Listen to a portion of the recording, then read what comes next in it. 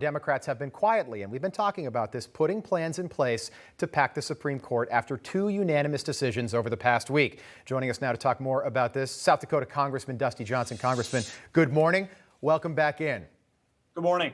We haven't talked about this one in a while, but packing the Supreme Court remains a big deal. The Supreme Court has issued 2 unanimous decisions in the last week, 9-0, meaning that the liberal-appointed judges and the conservative-appointed judges are agreeing. Do you think this is scaring Democrats a little bit? Oh, I think it is. And I think the Supreme Court has done these unanimous decisions in part as a strategic move. They want to send the message that the court is not nearly as divided as Democrats would have us believe. And for some of your viewers who aren't sure that packing the court is a real threat, I mean, you've got Senator Markey, you've got Jerry Nadler, who have introduced legislation to add 4 more justices. This is a real threat. It is a big threat. Senator Tim Scott accused Democrats of blackmail.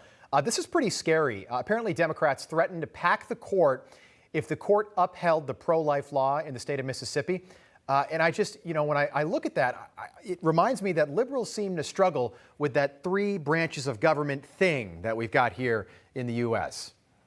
Oh, absolutely they do. You see, AOC not that long ago said she was just confused by the fact that, 9 people could overrule the wisdom of all of these elected officials. She doesn't understand judicial review. She doesn't understand separation of powers. I think it's chilling that, frankly, when they get a Supreme Court that they don't like, they're willing to just add 4 more justices. It is a blatant power grab. And of course, Rob, you don't have to take my word for it. Ruth Bader Ginsburg and liberal Stephen Breyer, who's still on the court, have both said that packing the court would seriously undermine public confidence in the judiciary and that it's the wrong thing to do.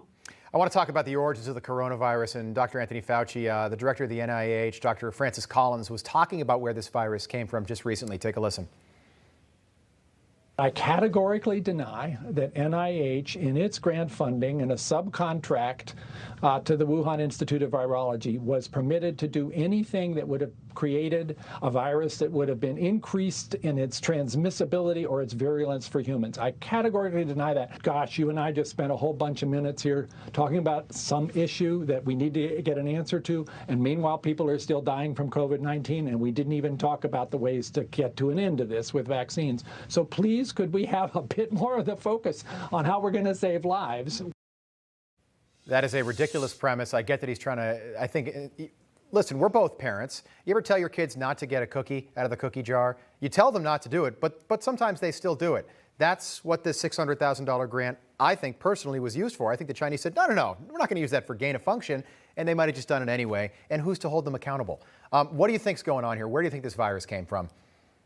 Yeah, well, we don't know where the virus came from. That's why we absolutely have to get to the bottom of it. I've been one of the people who's been trying to lead the charge in the House. We've sent a letter to Speaker Pelosi. We've talked to the Biden administration. I think we're starting to make headway. I mean, the reality is, when you do partnerships with countries that don't like us, that are our adversaries, that want to displace us as the world's top power, and I'm talking about China here, you should not have a lot of faith that even their scientists, and I'm sure a lot of these scientists, Rob, are smart people, and they're probably, plenty of them are honest, but we also know that governments can lean in on scientists.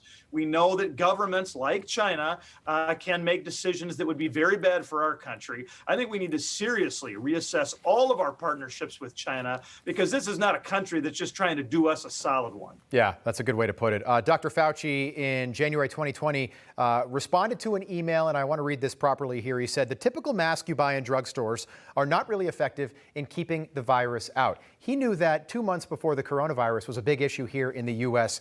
We've got a treasure trove of emails to and from the good doctor. Should he still be the head of the NIH? Should he still be advising the president? Should he resign? Well, when I look at some of these emails, some of the things make me pretty irritated and upset, Rob. Some of the conversation you and I were just having about the Wuhan lab, frankly, Dr. Fauci seemed a lot more open to that idea in private than he explained in public. And it seemed like for more than a year, we were all trying to throw cold water on the Wuhan lab idea. And it's only more recently that I think we started to look at this as a legitimate option. Dr. Fauci may have, whether intentionally or not, led us astray from examining, potentially the true origins. It's a question Some of the other things, some of the confusion he had early on, I'm willing to give the guy a little bit of credit for, because we were dealing with the fog of war. A lot of things were changing. It was the novel coronavirus. We didn't know exactly what it was. We were making plenty of mistakes early on. Yeah. And anybody who's tried to make decisions early on in a crisis, I think understands how much stronger 2020 hindsight is. No, I get the point you're making, and it was novel, but I think for a guy that's worked in infectious diseases for 40 years, it's not so novel. For you and me, it's totally novel, but I just think that some of that misinformation has really confused a lot of good people. Congressman Dusty Johnson, great to see you again. Come back and see us soon. Sounds good. Thanks, Rob. Hey, I'm Rob Finnerty. Thanks for watching. If you enjoyed this video, please join the conversation in the comments below. Don't forget to subscribe, too. Hit the bell icon to be alerted to breaking news. And remember, there's a whole lot more on Newsmax TV, America's fastest growing cable news network. Newsmax TV, we're real news for real people.